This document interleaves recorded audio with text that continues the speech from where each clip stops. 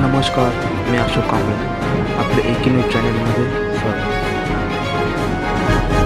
आरजेकार वैद्यकीय महाविद्यालय कलकत्ता पश्चिम बंगाल येथे एका ऑन ड्युटी असणाऱ्या महिला डॉक्टरांवर अमानुष अत्याचार बलात्कार करून तिचा खून करण्यात आला आणि त्या खून करणाऱ्या लोकांच्या विरोधात कुठेतरी अन्याय अत्याचार उठवणाऱ्या डॉक्टरांनी एक मोर्चा काढला, कॅन्डल मार्च काढला.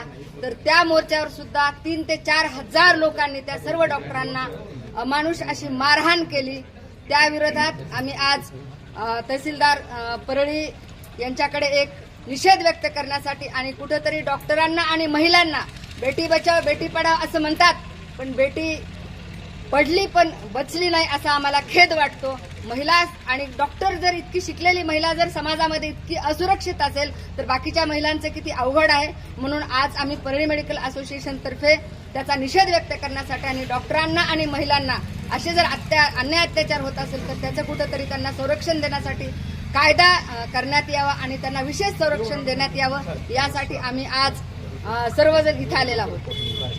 महिलेवर अत्याचार करणाऱ्या गुन्हेगाराला फाशी.